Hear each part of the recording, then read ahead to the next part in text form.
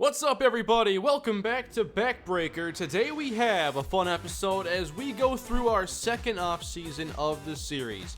And I will take some time quickly to set the stage, basically, and introduce you to what we're trying to do this off-season. But of course, we just finished the second season of the series, and it was much better than Season 1. We had a 10-win season, went to the playoffs, but were eliminated in the first round by the New York Red Tails, who went on to lose the final bowl against the Chicago Talons, who are your new champions. Now, in Season 2, we were much better, mostly because our offense was able to score a lot more points. In Season 1, we passed for 7 touchdowns. Then the rookie, Harold Smiley, comes in, throws for 12, and we cut down our interception numbers a little bit. There is still work to do, yes. We also got sacked quite a bit, though, and I think that's more just me than anything. We have pretty good offensive linemen, actually. When it comes to the rushing game, we picked our quarterback in the first round, then came back to select a running back, and that was Dominic Briley, who gave us 466 yards on the ground and 2 touchdowns with another... Where are your stats? I can never find them. 228 in the air and a score. Our leading receiver was Donovan Ashley, and Trevor Holbrook hit a lot of deep balls for us. On defense, we're led mainly by Michael Tate and Sammy Hollins, as I would like to see us get some more sacks. You see 5 on the year for Casey Dunning and 2 for a handful of others, 3 for Fowler, 3 for Lawrence. And for all time, Van Fowler is the sack leader. For interceptions, Michael Tate and Sammy Hollins both took away a ton. Sammy had none back in Season 1 apparently, but 7 this year. And then Michael Tate had 5 last year and now 8 in this season. So, when I look at our roster and the areas I want to focus on, last year was about the offense mainly, getting those points. Now, I like to shore up some of the defense and then find some offensive role players this time around, like a 5th receiver who can double as the 2nd kick returner, perhaps a tight end. I don't expect to do a lot on offense in this draft. I mainly want to get some more pass rush help. I would like to get a linebacker that can help us cover the middle a little bit more effectively, because Michael Tate can't do this all by himself. So, it's time for us to get into our second draft of the series, and we're already in progress actually, as a few players have already been selected, and I am trying to see if there's a way for me to find out who was taken. But basically, if you check out my watch list, you can see that Jesse Battaglia, a tight end I liked a lot, was already selected. Kelton Bailey, not a need, but would have been a phenomenal player to draft. He was already selected.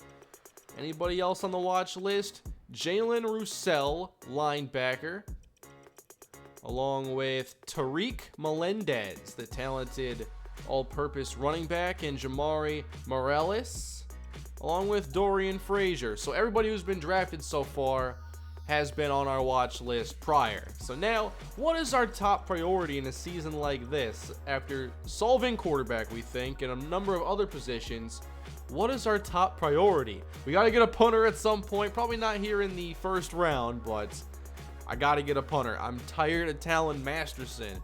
So, got to find out what the right choice is. Chance Gilbert here. It's hard to say no to a cornerback with that kind of ability. We would get a slide, probably Michael Bryan into the nickel role. But there are a lot of options here. Now, I was able to find a lot of cornerbacks, and that's part of playing the game here in the draft. You need to make sure that you can have the best draft class. So, I might not need to select corner first, because there are at least 3 options on the board right now. Bailey Mitchell. Okay, then we're at 4 options right now for cornerback, all in the same realm of elite territory. So, I don't think I should go cornerback right now. One place we could go is to defensive line, where I think we could use another end and potentially 2 tackles. So a player like Seamus Haynes would be a great addition to our D-line. And I don't see a lot of D tackles here on the list. So this might be the pick to make. Longoria is pretty good. He's a silver. Then you have Owen LeBron, whose focus is down but strength is up. I think that Axel Sharp right here is interesting. But I think Seamus Haynes offers us the best defensive tackle at a position where I don't see any other elite prospects. So we're going to go Seamus Haynes, and we're going to have him knock out Dennis McConnell off the roster. So Seamus Haynes is our first selection as we go DT. You can see the tight end Wilbert McClung went number 1 overall, then Grant Lombardi. And the Spartans player that we're going to see is Guy Gilliand here. 100 focus, 91 strength for the Spartans, who had a really tough season last year. A lot of tight ends going early. There's the first quarterback, Dale Coronado to the Tigers. Remember how good Tariq Melendez was? Well, he's going to help out the 40 overall offense of the Amberjacks, a team that I forgot even existed. Maybe we'll see them this season. Another running back here, Israel Haynes. You have Davian Cullen. So, wow, a lot of running backs going off the board early, so it was a good year to need one. And the champs were able to select another tight end here. So, why don't we continue on to the second round now, as cornerbacks are still available. We already got a DT. And Waylon Kenyon now off the board. So only a couple more players missing from my draft board here. We could go pass rusher and continue to sit on cornerback. Do I have any gold pass rushers? Caesar Shea, Dante McDowell.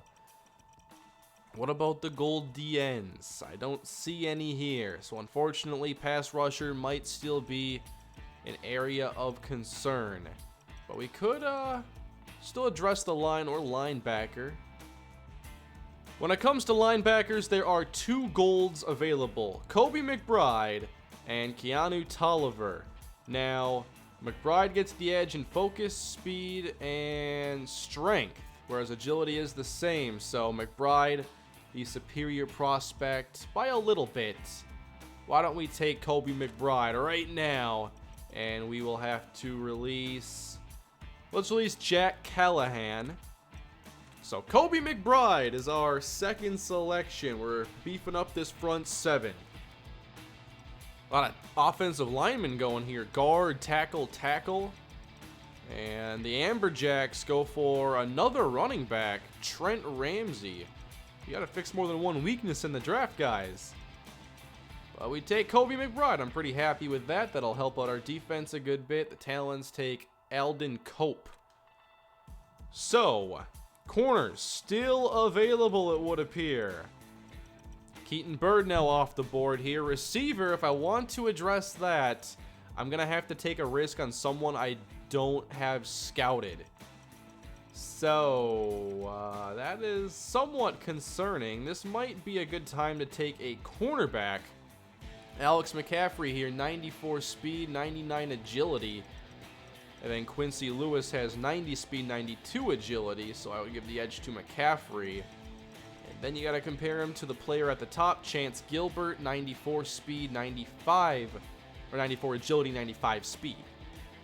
Also, Bailey Mitchell, 92 agility, 95 speed. Everybody's so close together here. That 99 agility sure stands out, but I'm not sure how useful that is.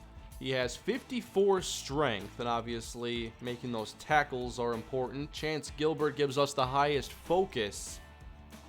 And I think I'm going to go Chance Gilbert here, because we get the 92 focus, still 95 speed, and he's going to be replacing Emilio Valdez. So that gives us a defensive player drafted at all 3 levels. So I feel like with this next pick, I want to go on to the offensive side. And like I mentioned, there really aren't any offensive players now on the watch list, oddly enough.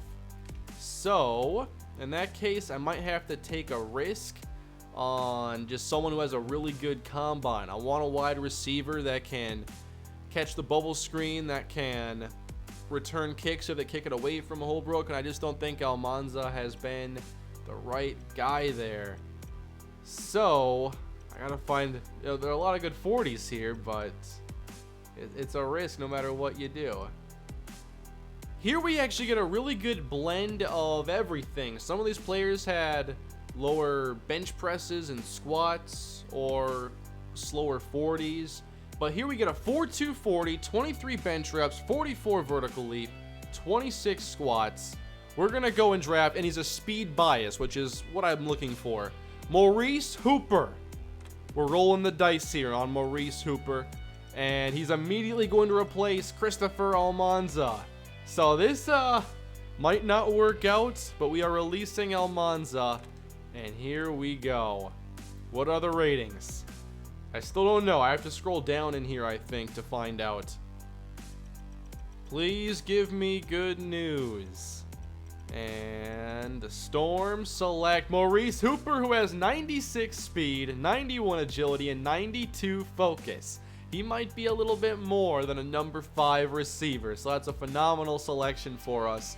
We have 4 difference makers already, and now we can kind of freestyle whatever we want to do the rest of the way. Keanu Tolliver gets drafted.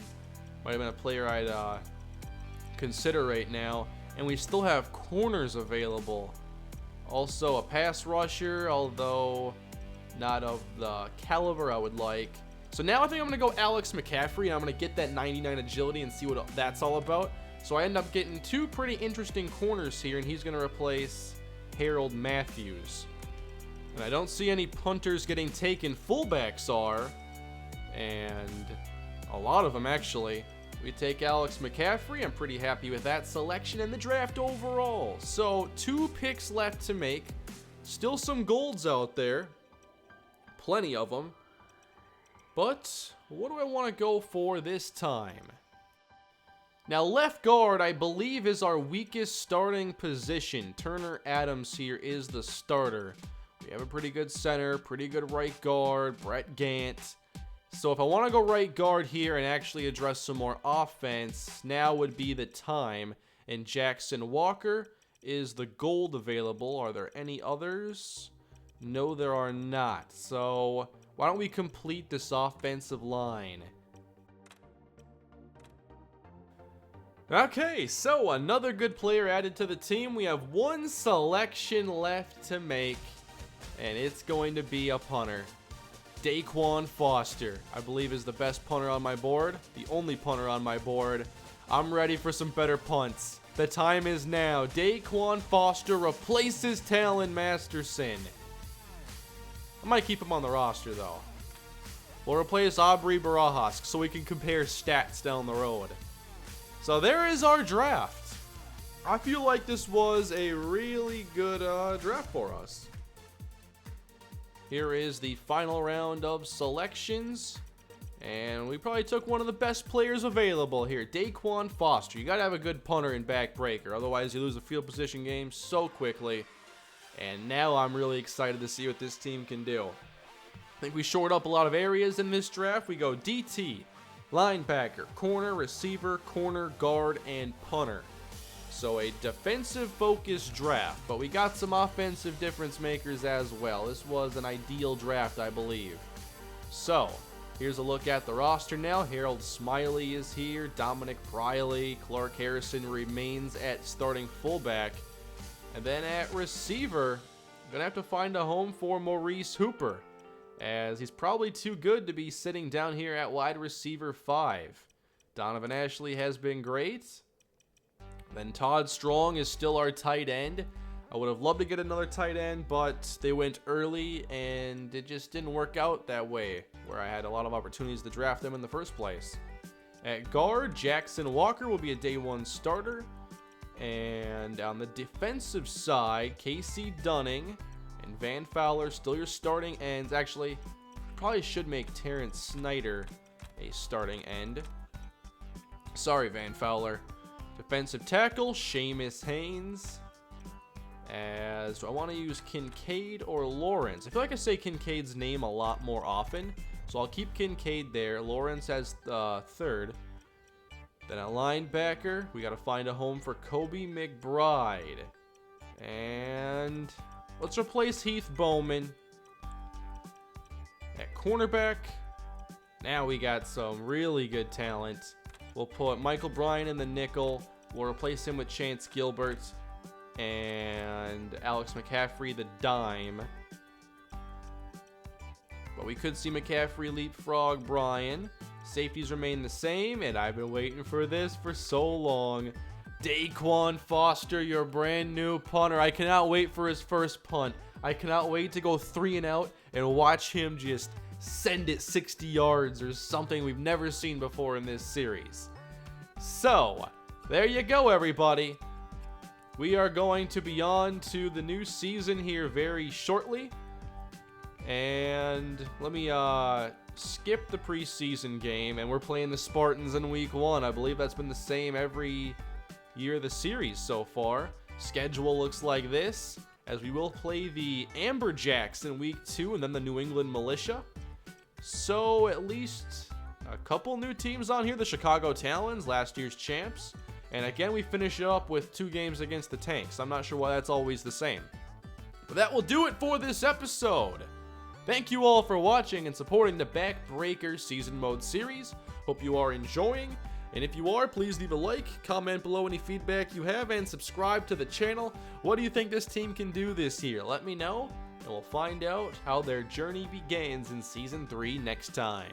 Have a great day, and I'll see you then.